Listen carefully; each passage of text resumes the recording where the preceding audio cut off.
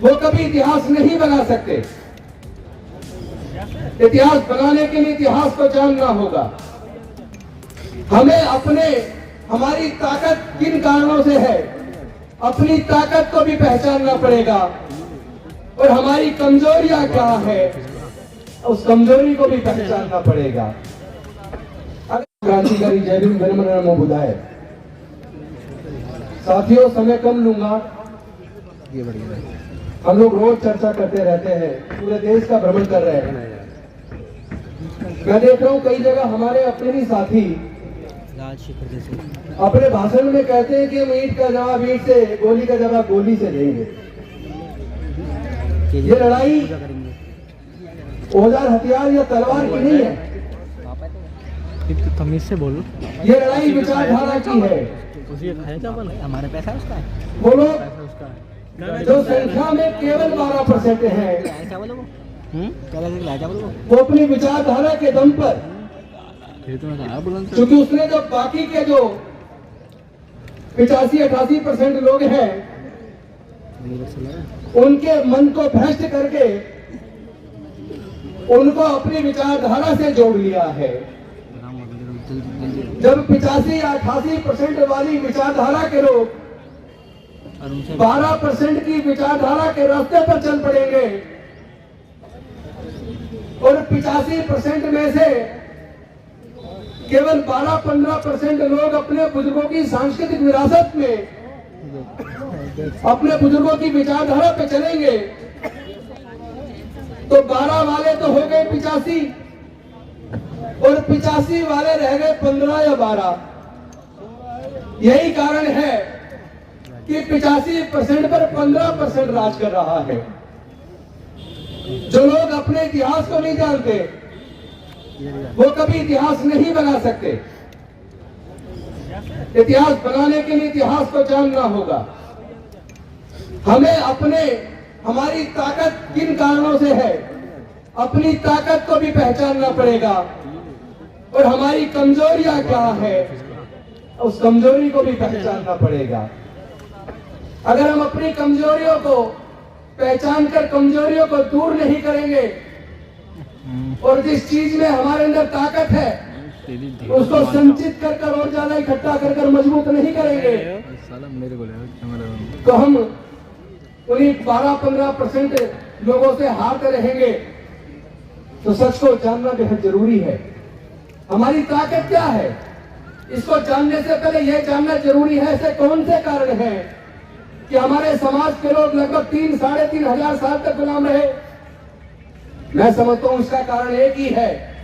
इसका कारण वो धर्मशास्त्र है, वो सामाजिक व्यवस्था है जिसने हमें हजारों जातियों में बांटा, जिसने हमें वर्ण में बांटा, जिसने हमें पढ़ने लिखने से वंचित रखा, जिसने हमें व्यापार करने से वंचित रखा, जिसने हमें संपत्ति से वंचित रखा। और जब वो रास्ते खुले, डॉक्टर बाबा साहेब अम्बेडकर ने खोले। एक तरफ तो उन्होंने हमारे पढ़ने के रास्ते खोले, जब पढ़ने के रास्ते खोल दिए तो हमारे लोग स्कूल कॉलेज जाने लगे। उस वक्त स्कूल कॉलेज सरकारी होते थे, तो सरकारी स्कूलों से पढ़ के हमारे लोग जज, engineer, doctor, collector, scientist, professor बनने लगे। और धीरे धीरे उसका असर यह हुआ कि एक तरफ बाबा साहेब के रिजर्वेशन की वजह से संसद और विधानसभा में पहुंचे और दूसरी तरफ उनके द्वारा खोले हुए मार्ग की वजह से पढ़ लिख कर रिजर्वेशन से हम लोग नौकरियों में पहुंचे। तो थोड़ा थोड़ा घर में पैसा आने लगा, थोड़ा थोड़ा आत्मविश्वास आने लगा। और लेकिन इसके बाद असली खेल उसके बाद शुरू हुआ। जिन लोगों ने हजारों साल तक हमें गुलाम बना के रखा, उनको ये तकलीफ पैदा होने लगी कि अगर ये गरीबों के, दलितों के, पिछड़ों के, आदिवासियों के बच्चे इस तरह पढ़ लिख कर जज, engineer, doctor, collector, scientist, professor बनेंगे तो उनके खेतों में, उनकी फैक्ट्रियों में सस्ते मजदूर कहां से आएंगे। और वहीं से उन्होंने षड्यंत्र चालू किया और उस षड्यंत्र का मैं पर्दाफाश करने आया हूं, क्योंकि मैंने इस बात का सर्वे किया है कि जो सुप्रीम कोर्ट, हाई कोर्ट के अंदर पढ़ लिख कर अगर ये जज, इंजीनियर, डॉक्टर, कलेक्टर बनते रहे तो उनको सस्ते मजदूर कहां से मिलेंगे, और जो पढ़ जाएगा वो जग जाएगा। जो जग जाएगा वो सवाल पैदा करेगा, और जो सवाल पैदा करेगा उसको बेवकूफ बनाकर उसका वोट नहीं जीत सकते।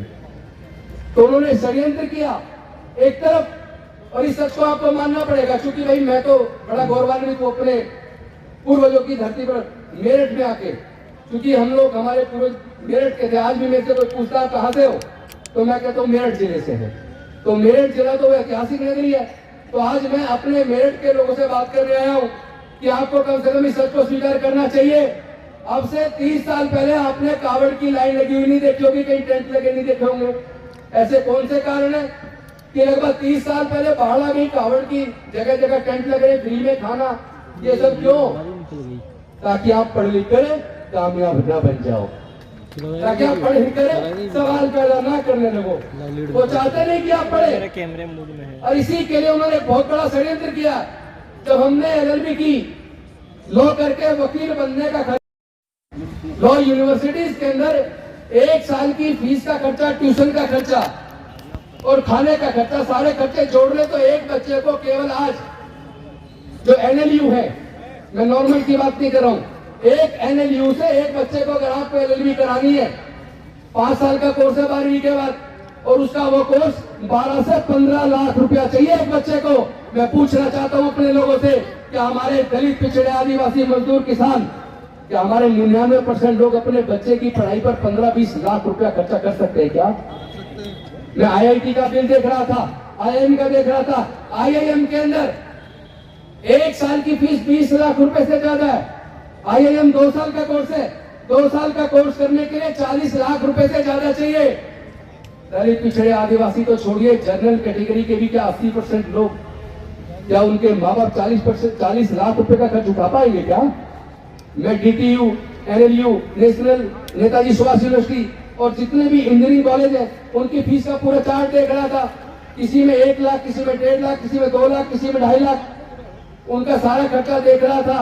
तो इंजीनियरिंग कराने के लिए आज की डेट में सरकारी कॉलेज में आपको 12 से 15 लाख रुपया चाहिए। कि हमारे समाज के 99% लोग, हमारे समाज का मतलब दलित, पिछड़े, आदिवासी, किसान, मजदूर, पिछड़े वर्ग, सब लोग, सब मिला के 99% के माँ बाप 12 से 15 लाख रुपए का खर्चा नहीं उठा सकते।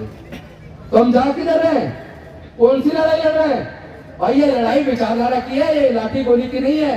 लाठी गोली से जीता भी नहीं जा सकता, क्योंकि जो बुद्धि से जीत सकते हो, और बुद्धि का रास्ता डॉक्टर बाबा साहब अम्बेडकर तय कर गए। डॉक्टर बाबा साहब अम्बेडकर ने कभी औजार हथियार नहीं उठाया, कभी किसी का खून नहीं बहाया, कभी किसी की जान नहीं ली, लेकिन डॉक्टर बाबा साहब अम्बेडकर अकेले थे। उन्होंने 3500 साल की गुलामी से हमें आजाद कर दिया। न केवल 3500 साल की गुलामी से आजाद कर दिया, बल्कि हमारे आगे बढ़ने के रास्ते खोल दिए। लेकिन इस पूरी संघर्ष के अंदर उन्होंने अपने 4 बच्चों को गंवा दिया, उन्होंने माता रमाबाई को गंवा दिया। मैं आप सबसे पूछना चाहता हूं, क्या डॉक्टर बाबा साहब अम्बेडकर की कुर्बानी बेकार चली जानी चाहिए क्या? क्या हमें शर्म नहीं आती? हमारा समाज एक एक करके प्रताड़ित किया जा रहा है। मूंछ रखने पर हमारी हत्या हो रही है, गाना छूने पर हमारी हत्या हो रही है, बहन बेटी की इज्जत लूट कर उसकी हत्या हो रही है, और जिन्होंने जुल्म किया एक को सजा हुई, बाकी बरी हो गए। हम किधर जा रहे हैं? भारत जा किधर रहा है? लेकिन मैं कह देना चाहता हूं, नफरत से नफरत बढ़ सकती है, नफरत से काम नहीं चलेगा। हम नफरत का जवाब अगर नफरत से देंगे, कभी भी जीत नहीं पाएंगे, और कभी भी भारत बुद्ध का भारत, डॉक्टर बाबा साहब अम्बेडकर के सपनों का भारत और बहुजन समाज के महापुरुषों का सपनों का भारत नहीं बन पाएगा। भारत को जीतना है तो प्यार से जीतना पड़ेगा। तो वैसे भी हम लोग बुद्ध के धम्म को मानने वाले हैं, और आप इतिहास पढ़ लीजिए, हमारे पूर्वज बौद्ध थे। हम कोई धर्म परिवर्तन नहीं कर रहे, हम घर वापसी कर रहे हैं, हम लोग घर वापसी कर रहे हैं। और मैं आप सबसे पूछना चाहता हूं, आप अगर अपने घर से निकले और चलते चलते रास्ता भटक गए, उसके बाद आपकी याददाश्त चली गए, क्या कभी अपने घर वापस आ पाओगे? नहीं आ पाओगे ना। लेकिन अचानक आपकी याददाश्त वापस आ जाए, आपको अपने घर का रास्ता याद आ जाए, तो आप अपने घर आओगे कि नहीं आओगे? बताइए, आएंगे या नहीं आएंगे? तो भाई जब आज पता चल गया हमारे पूर्वज बौद्ध थे, और हमारी कल्चर इतनी रिच है जिसको पूरी दुनिया ने स्वीकार किया, जिन जिन देशों ने बुद्ध के धम्म को स्वीकार किया, वो देश दुनिया की तरक्की के मामले में सबसे ऊपर निकल गए। तो अगर हमारे समाज को तरक्की चाहते हैं, विकास चाहते हैं, तो आपको अपने पूर्वजों के धम्म में, बुद्ध के धम्म में वापस आना पड़ेगा। मैं धर्म परिवर्तन के खिलाफ हूं, मैं किसी की आस्था को ठेस पहुंचाने के लिए बिल्कुल तैयार नहीं हूं, लेकिन कोई हमारे आस्था को ठेस पहुंचाए वो भी हमें स्वीकार नहीं है। नफरत से नफरत बढ़ेगी, जहर से जहर फैलेगा, प्यार से प्यार फैलेगा। हम प्यार फैलाएंगे, लेकिन प्यार फैलेगा कैसे? पहले कम से कम बीमारी का असल कारण तो जान लो। हमारे उत्पीड़न का कारण क्या? मैं जब भी किसी से बात करता हूं, हर कोई कहता हमारे उत्पीड़न का कारण जाति है। अरे अगर जाति उत्पीड़न का कारण है तो मैं आप सबसे पूछना चाहता हूं, जब तक हम जातियों को जिंदा रखेंगे, क्या तब तक जाति की वजह से होने वाला उत्पीड़न कभी खत्म हो पाएगा? क्या नहीं हो पाएगा ना? तो जाति खत्म कैसे होगी? जाति छोड़ो, समाज जोड़ो। मेरा नारा है, हमारे सब लोग का नारा है, जाति छोड़ो, समाज जोड़ो। लेकिन जाति छूटेगी कब, जाति टूटेगी कब? जब हम सब लोग रोटी बेटी का रिश्ता करेंगे। जैसे नीरज पटेल भी कह रहे थे, हमें अपने सारे महापुरुषों को सम्मान देना पड़ेगा। आपस में दलित, पिछड़े, आदिवासी सब लोग मिलके रोटी बेटी का रिश्ता शुरू करो। और मुझे आपको ये बताते हुए बेहद खुशी महसूस हो रही है, पूरे देश के अंदर दलितों, पिछड़ों, आदिवासियों के बीच आपस में खूब शादियां होनी शुरू हो गई है। और बाबा साहब के संविधान को रख के, तथागत बुद्ध को और बाबा साहब की मूर्ति को रखकर और संविधान की प्रस्तावना को पढ़ के आज हमारी शादियां हो रही है, इंटरकास्ट मैरिज हो रही है। अब जो बच्चे पैदा होंगे उनके, वो किस जाति के होंगे? वो बुद्ध होंगे, बौद्ध होंगे। वो बौद्ध होंगे क्योंकि उन्हें बुद्ध की शरण में आ गए। और बुद्ध ही अल्टीमेटली भारत को बचाएगा। जिस तरह भारत में नफरत का वातावरण है, जाति और धर्म के नाम पर उन्माद है, अगर भारत को बचाना है तो पूरे भारत के सभी लोगों को धीरे धीरे बुद्ध की शरण में आना ही होगा। और हमारे सम्राट अशोक का जो सपनों का भारत था, उस वक्त म्यांमार से लेकर काबुल, कंधार तक, ईरान तक पूरा भारत बौद्ध में था। जहां भी कहीं खुदाई होती है केवल बुद्ध निकलते हैं, कोई और नहीं निकलता। इस सच को समझ लीजिए।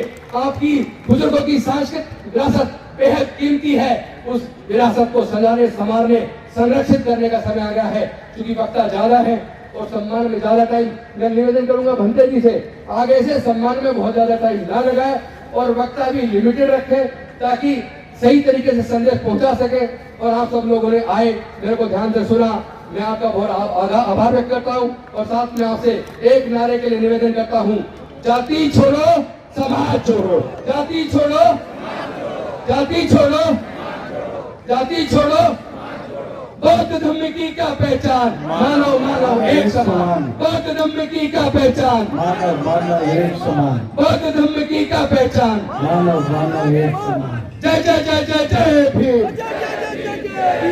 जय जय जय जय जय भीम। जय भीम, जय भीम, जय जय जय जय जय भीम। जय भीम, जय भीम। बोलना बहुत था, लेकिन इतने सारे साथी मैं अपनी वाणी को विराम देता हूँ। बहुत बहुत धन्यवाद। नमो बुद्धाय। जय भीम, जय भारत।